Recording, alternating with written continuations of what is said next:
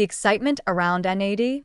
Precursors like NR and NMN has exploded over the last decade, fueled by promising mouse studies and the allure of extending youthfulness by boosting cellular energy and activating sirtuins. Headlines and marketing often frame NR and NMN as revolutionary anti-aging molecules, yet the leap from preclinical promise to robust human evidence is, so far, incomplete.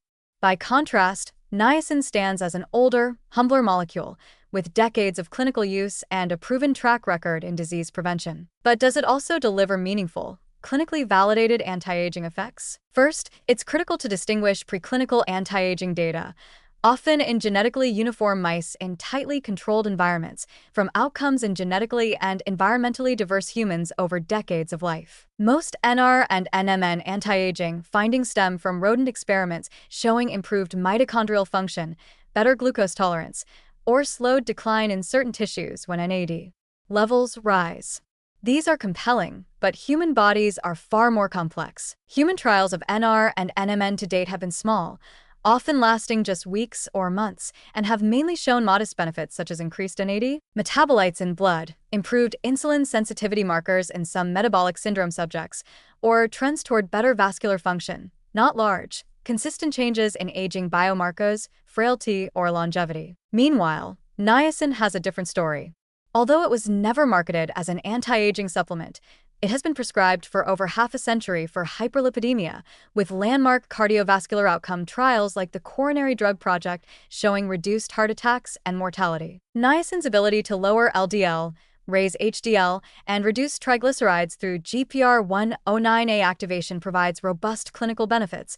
And since cardiovascular disease is the #1 cause of death worldwide, these effects alone directly translate into prolonged health span and lifespan on a population level. That is, niacin has demonstrable, large-scale impacts on human longevity, but via cardiovascular disease reduction, not by directly slowing aging as measured by, say, epigenetic clocks or telomere attrition. Additionally, niacin's anti-inflammatory actions through GPR109A activation have shown promise in multiple sclerosis models, neuroinflammation studies, and even human trials with positive lipid-independent outcomes. Chronic inflammation is a driver of aging, inflammaging, so these anti-inflammatory properties may contribute indirectly to healthier aging, though large randomized trials focused on aging-specific outcomes are still lacking. In contrast, while NR and NMN are exciting for their potential to rapidly replenish NAD in energy-starved tissues like neurons or muscles, their clinical trials remain limited to surrogate endpoints.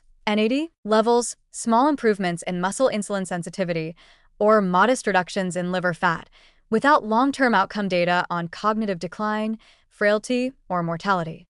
Even in well-publicized trials like those in older adults or those with obesity, NR's effects were mild and variable. The absence of decades-long safety data for NR and NMN in humans is also a cautionary note, especially considering their potential to fuel NAD consuming enzymes like PARPs or sirtuins, which, if chronically overactivated, could have unforeseen consequences in cancer or senescence. Therefore, while NR and NMN absolutely remain exciting NAD boosting strategies worth deeper exploration, the clinical reality today is that niacin holds far stronger evidence for extending healthy lifespan via reduction of heart disease, supported by large-scale human data over many decades. This doesn't mean niacin directly slows aging in the popular sense, but it does mean it's the only NAD precursor with real-world proof of improving the most common life-limiting condition of aging populations. Where the hype around NR and NMN often leaps ahead of current evidence, niacin's legitimacy is rooted in its proven ability to protect cardiovascular health, improve systemic inflammation, and boost NAD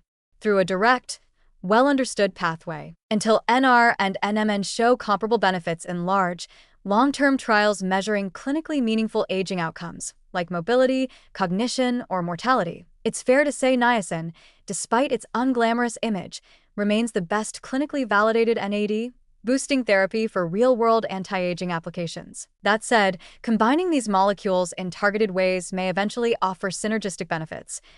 Niacin for systemic NAD restoration and cardiovascular health, NR or NMN for tissue-specific needs like neurodegeneration or muscle loss. But the rush to embrace NR/NMN as miracle anti-aging pills today is premature, and the clinical reality gives niacin a stronger, proven foothold in supporting longevity, not through speculative youth elixirs, but by reducing the biggest killers of aging humans right now.